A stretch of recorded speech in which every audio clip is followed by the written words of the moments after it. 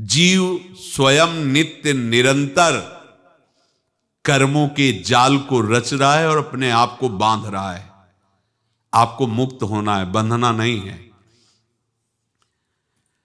जीव का जन्म कर्मों के अनुबंध से होता है, कर्मों के बंधन से होता है, और उसको अपना ऋण चुकाना होता है। कर्मानुबंध ये बहुत सूक्ष्म विषय है। जैसे आप जिस परिवार में जन्म लिए हैं तो उस परिवार के लोगों से आपका ऋण है, इसलिए उसी परिवार में आप आए हैं। और ऋणानुबंध उसको बिना चुकाए या बिना वसूल किए आप वहां से जाएंगे नहीं। आपको लेना है तो वसूल करना है और देना है तो चुकाना है।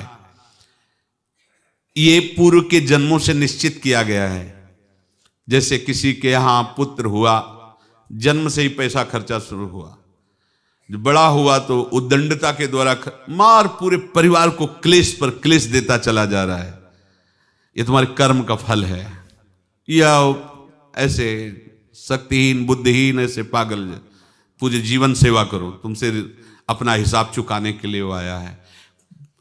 अब परिवार के जो सदस्य जुड़े आके, मतलब पत्नी आते ही पूरी हृदय में आनंद, परिवार में आनंद, और जीवन भर वो आनंद ही सुख देने के लिए उसका जन्म हुआ। वो अपना ऋणानुबंध मुक्त, और आते ही भयंकर क्लेश खड़ा कर दिया, बीच में दीवाल और झगड़ा वैसा, फिर अतरे दिन मारपीट शुरू, कलह अशांति, पूरा जीवन नरक हिसाब करने आए। यहां ऋण चुकाए बिना कोई जा नहीं सकता, ऋण चुकाना पड़ेगा। किसी का ऋण वसूल करना है तो किसी को ऋण चुकाना है, दोनों काम करने होते हैं। अनेक जन्मों में अनेक लोगों के साथ हमने जो बर्ताव किए हैं, अच्छे या बुरे, वो होंगे। अब किसी आदमी को हम जानते नहीं, अचानक मिला, अचानक टक्कर लगा और मार पीट गाली गुप्ता सब कर दिया, चुपचाप सह लो। क्यों? ये आपका हिसाब है, पूर्व का हिसाब। हमारा उससे कोई द्वेष नहीं, कोई संकल्प नहीं। अचानक घटना घटी और हमसे द्वेष करने लगा, हमें पीटने लगा, हमें गालियां दे, ये हिसाब है, चुपचाप सह जाओ। अपने घर का भाई ही भारी दुश्मन बन गया और क्लेश देने, हिसाब है। एक प्रभुदत्त ब्रह्मचारी जी की वाणी में पढ़ा था, एक महात्मा जी भ्रमण करते थे तो उस समय असरफियां चलती थी, मोहरे असरफियां, तो उनको भेंट में देते लोग। तो या तो ठाकुर सेवा में लगे तत्काल, या संत सेवा में तत्काल लगे, उसका संग्रह करके डोलना ये ठीक नहीं है। बैरागी के लिए सिद्धांत में ये ठीक नहीं है। तो जब 2, 4, 6, 8 ऐसे मोहरे हुई तो उन्होंने विचार किया कि और भ्रमण करके जब काफी मोहरे हो जाएंगी तो प्रयागराज में जब कुंभ पड़ता है, एक बार पूरे सब अखाड़े के संतों को, अलग अलग संप्रदाय सब संतों को बुलाएंगे और सबको पुआएंगे। अब साधु है तो यही विचार करेगा, और क्या विचार करेगा। तो उन्होंने ऐसे डंडा बनवाया, बेंत, जो ऊपर से चूड़ीदार और भीतर पोला, और मोहरे उसमें डालते गए। और भ्रमण, जहां जहां श्रद्धालु भगत थे सबके यहां जाना और इच्छा रखना कि एक मोहर तो दे दे दक्षिणा में। कामना कोई भी हो वो बांधती ही है, ध्यान रखना।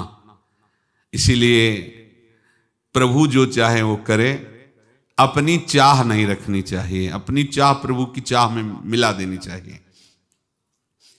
धीरे धीरे वो छड़ी भर गई। भ्रमण करने वाले महात्मा चूड़ी लगाई, इंतजार करते रहे। जब प्रयाग का कुंभ पड़ा तो चले। तो रास्ते में एक गांव में पूछा जाता है, जैसे कहीं रुको कि कोई श्रद्धालु ऐसा है जो संत सेवी है। तो कुछ लोगों ने बताया, हाँ एक परिवार है बहुत संत सेवी है और आपको मिलाते हैं उनसे। आइए महाराज, घर में रुका, खूब अच्छा हलवा पूड़ी पवाया, और जो घर के मालिक थे चरण दबाए। चरण दबाते दबाते उनकी दृष्टि पड़ी उस डंडे पे, इतना मोटा और ऊपर से कुछ चूड़ी सी भी नजर आ रही। इस डंडे में तो कोई रहस्य है ही है। अब महात्मा जी को खवा पिला के सुला दिया। महात्मा जी जब सो गए तो पत्नी से धीरे से कहा, वो डंडा लाओ बाबा जी का डंडा। वो चूड़ीदार जो ही खोला पलटाया तो सैकड़ों मोहरे। ऐसे संत रोज पधारे भगवान, तुम आनंद हो जाए फिर क्या। पत्नी से कहा, नाप के कंकड़ लाओ। वो तो महात्मा जी तो खाए खीर पूड़ी, आराम से सो रहे। रात में पूरी प्लानिंग करके उसमें कंकड़ भर के चूड़ी लगाकर सिराने रख दिया, सारी मोहरें हटा ली। महात्मा जी आराम से छड़ी उठाए तो वजन पक्का। वैसे बड़े लोग चतुर होते हैं, पर ये नहीं जानते कि कर्म कितना भयानक होता है। और उनकी कोई संतान नहीं थी, पर धन में इतना प्रेम उनको था। बहुत सावधान। साधु महात्माओं के पास जो अर्थ है, गृहस्थी अगर आता वहीं से है, पर अगर उसको जोर जबरदस्ती या किसी छल कपट से, तो वो उसका विनाश ही करता है। आज तक का प्रमाण है। अब उनको ये भाव पता नहीं होगा, या पता होगा तो लोभ के कारण वो उसको मान नहीं पाए होंगे। महात्मा जी गए प्रयाग में, किसी अखाड़े पर रुके और वहां प्रार्थना की कि कल जो है संपूर्ण अखाड़ों का निमंत्रण किया जाए और सब संतों को भोग पवाया जाए और उनको दक्षिणा भी दी जाए। महंत ने सोचा कि बहुत बड़ा है तो उत्सव है, क्योंकि प्रयाग में कितने हजारों संत महात्मा सब। तो उनका महाराज बोरों इसमें चीनी और टीनों घी लगेगा, सब व्यवस्था। बोले आप मंगाइए, एक एक हिसाब हम करेंगे, हमारे पास सब व्यवस्था है। बोले कुछ तो पहले दे दो, वो इकट्ठे देंगे हम। उनको था कि अगर हम छड़ी खोला और दो चार मोहरे दी, किसी को पता लग गया तो गड़बड़ हो सकती। बोले हम भंडारे के समय आखिरी में सब कुछ आपको दे देंगे। ठीक है। वो अपने पास से पैसे लगाकर खूब जितना सामग्री सब लाए, लाखों की, और सब संतों को निमंत्रण कर दिया। संत जन निमंत्रित हो गए, भंडारा बन रहा है। तब वहां के महंत है, उनका देखो भंडारा भी बन रहा है, संतों को निमंत्रण। अब आप अर्थ की व्यवस्था कीजिए, क्योंकि इतनी बड़ी हमारी सामर्थ्य नहीं थी जितना हमने किसी तरह हमने व्यवस्था की। अब मुझे अर्थ चाहिए, तभी आगे की व्यवस्था बढ़ेगी। संतों को दक्षिणा देंगे और जिनसे अर्थ लिया उनको दे। देखो रसोई बन गई सब। उनका छत में विश्वास नहीं तो ये अभी चूड़ी खोली। उनको तो था ना कि मोहरे हैं, कंकड़। तो अब जैसे कितना उनको सदमा लगा होगा। हजारों संतों का निमंत्रण, रसोई बन, मतलब संत हो के छल कपट। तो उनका महाराज आपने तो हमारा नाश कर दिया, जो महंत थे। अब बताओ रसोई बन गई, संत निमंत्रित हो गए और आप ये कंकड़ दिखा रहे हैं हमको। आपने तो हमें बर्बाद कर दिया, हमारी इतनी सामर्थ्य नहीं थी, आप पहले बता देते। संत होकर ऐसा छल कपट। अब वो बोले तो क्या बोले, क्योंकि उनको पता था कि मोहरे हैं इसमें। अंदर से उनका चिंतन गया उसी सेठ के पास, अच्छा ऐसा धोखा हमारे साथ किया, भोगोगे तुम। ये जो निकलता है ना भोगोगे, ये अकाट्य होता है। क्योंकि किसी का भी हृदय, मान लो किसी भी जीव जंतु को आप कष्ट दें और उसका हृदय आह भर जाए, तो वो आह वज्र की लेख है, तुम्हें भोगना पड़ेगा। वो देखो भीष्म जी को भोगना पड़ रहा है ना।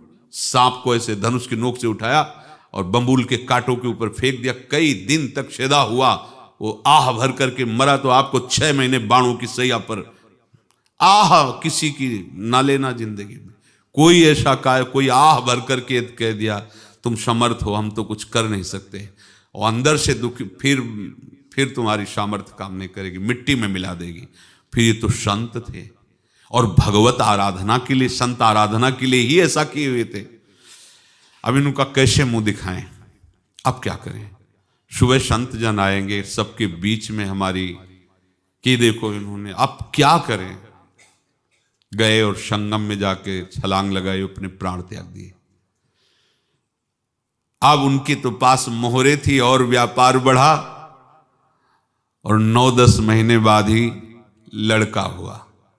अब तो उनको कि संत फलीभूत हो गया। देखो व्यापार चल रहा, लड़का नहीं होता था, लड़का भी हो गया, बड़ा आनंद छा रहा है। जब से वो प्रकट हुए और धन की वृद्धि शुरू हो गई, पढ़ाई लिखाई में उनके खर्चा हुआ सब, बस बीमारी शुरू हो गई उनके शरीर में, अब उसमें पैसा जाना शुरू हुआ। इतने आसक्त तो वो दोनों हो गए कि कुछ भी हो, व्यापार ठप, संपत्ति बेचना शुरू। तो उन्होंने कहा कि बेटा मैं क्या कर सकता हूं तुम्हारे लिए? बोले हमारी अंतिम इच्छा है प्रयाग चलो, और जितने प्रयाग में संत महात्मा सबको एक बार भंडारा करवाओ, हमारी इच्छा अंतिम है, क्योंकि अंतिम यही इच्छा थी। तो बोले अब ज्यादा संपत्ति तो नहीं रह गई, तो बोले घर बेच दो, मेरे लिए ही तो है, बेच दो, मुझे लगता मैं बचूंगा नहीं, पर मेरी अंतिम इच्छा पूर्ण कर दो। घर बेच दिया, जेवर बेच दी, वहां गए, जब संत सेवा की तो बोले मुझे संगम तक ले चलो।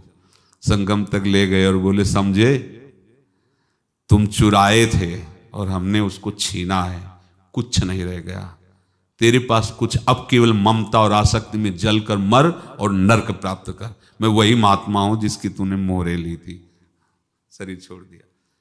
महात्मा को जन्म लेना पड़ा और इनको दुर्गति भोगनी पड़ी। ऋणानुबंध होश में, ऐसा नहीं कि आप जो कर रहे हैं कोई देख नहीं रहा, कोई हिसाब किताब नहीं, जो कर रहे हैं अवश्य में भोक्तव्यम, बहुत सावधान। अनेक जन्मों में अनेक लोगों से जो कुछ लिया दिया है, इस लेने देने को मिटा देने के बाद ही तुम मुक्त हो गए। इसीलिए एक उपाय है, लेना न देना मगन रहना। क्या? मालिक को समर्पित हो जाओ, मालिक को अपना माना हुआ समर्पित कर दो, खत्म। अहम त्वाम स्वरूपापेभ्यो मोक्षयिष्यामि, सब खत्म, आगे पीछे लेना देना सब खत्म। एकादश स्कंद में भगवान श्री कृष्णचंद्र जी ने कहा जो मेरे चरणों का आश्रय लेकर भक्त मेरा भक्ति करता है, उसके पितृ ऋण, मातृ ऋण, देव ऋण, ऋषि ऋण, सब ऋणों से मैं मुक्त कर देता हूं। बस यही एक उपाय है जो इसके बंद करने का उपाय भक्तों के लिए है, वो यही है, भगवान की शरण में होकर अपना माना हुआ पूरा भगवान के अर्पित कर दो। अर्पित करने का तात्पर्य उसमें अहम हटा दो। तो दियम वस्तु गोविंदम तुभ्यमेव समर्पय। जिनसे तुमने सेवा करवाई है उनकी सेवा करनी पड़ेगी, जिनसे तुमने जो कुछ लिया है उनको देना पड़ेगा। ये लेने देने का व्यापार जब तक समाप्त नहीं होगा तब तक तुम्हारा जन्म मरण चलता रहेगा। अब आपको यहां समझना है, यदि आपसे किसी ने पैसे लिए बेईमानी करके नहीं दे रहा है तो आप उसको गाली मत दीजिए, आपने बेईमानी की थी इसलिए आपकी बेईमानी हुई है, ले गया, कोई बात नहीं है, बंधन से मुक्त हुए, जो बोझा था चला गया। उसको ऐसा ना देखे कि ये बेईमान हमारे रुपए मार लिए, अब जो कुछ होगा देखेंगे। अगर आप आगे नया कुछ करते हैं तो फिर आगे का हिसाब आपको भोगना पड़ेगा, ध्यान रखना। ऐसा नहीं है कि आपको भोगना नहीं पड़ेगा। एक ही उपाय है कि अब जो शरीर धारण किए इसी में जो भोग ले, आगे ना होना चाहिए। तो क्या करे? सर्वतो भावेन भगवान की शरण ले ले। ये तो सर्वाणि कर्माणि मयि सन्न्यस्य मत्पराहा अनन्ये नैव योगेन माम ध्यायन्तु उपासते तेषाम् अहं समुद्धर्ता मृत्यु संसार से। ये बड़ा कठिन है पार होना, कोई छोटी मोटी बात है। एक महात्मा बाल्यावस्था से भजन करते थे, शालिग्राम भगवान पास रखते थे और उन्हीं की आराधना करके बस पाठ, नाम, जप और भ्रमण करते थे। यौवन अवस्था थी, गंगा जी के किनारे अपने ठाकुर को विराजमान करके स्नान करने के लिए कपड़ा ही उतार रहे थे कि 90 लोग आ गए, भाला तलवार सब ले, मारो मारो इसको मारो, घेर लिया। तो उन्होंने हाथ जोड़कर कहा हमने क्या अपराध किया, कोई सुन ही नहीं रहा। तो उन्होंने कहा मार तो डालोगे ही आप 90 लोग, हम कोई अस्त्र शस्त्र तो लिए नहीं, एक बार हमें गंगा में डुबकी लगा देने दो और अपने ठाकुर को स्नान करा देने दो, फिर इसके बाद आप मार देना। भगवत इच्छा से वो लोग रुक गए, स्नान किया और अंदर से प्रार्थना की, प्रभु ये क्या लीला है आपकी, आपके सिवा मेरा कोई है नहीं और ये मुझे मारना चाहते हैं। तो भगवान ने जानते हो क्या कहा उनके अंतर में, तुम मेरे में ध्यानस्थ हो करके शरीर को छोड़ो, ये लोग मारेंगे। ये मेरे भजन का फल है कि तुम्हें 90 जन्म नहीं लेना पड़ेगा। एक ही जन्म में 90 मिलके, तुमने 90 हिंसा की थी पूर्व में, तो तुम्हें 90 बार जन्म लेना होता और एक एक करके मारते। ये मेरे भजन का प्रताप है कि एक बार में ही 90 का हिसाब हो जाएगा। तुम आंख मूंदो, मेरे ध्यान में मगन रहो, मेरे प्रताप से तुम्हें कोई चोट नहीं होगी और स्वाभाविक मूर्छावस्था में प्राण तुम्हारे छूट जाए। ऐसा ही हुआ, ऐसा हुआ। तो ये बात समझ लो कि ये जो कर्मानुबंध है, ऋणानुबंध है। आप देखो, अगर शाप महात्माओं ने दिया कि तुम्हारे वंश का इससे विनाश होगा, तो भगवान भी परम धाम जा रहे तो उसी कील से, बाण की नोक में जो मछली लील गई थी छोटा कण, उसी से की नोक बनाई और उसी नोक को प्रहार किया। भगवान के श्री चरण में वही बाण की नोक लगी और भगवान ने स्वीकार किया ना। भगवान का बड़ा लीला विचित्र है।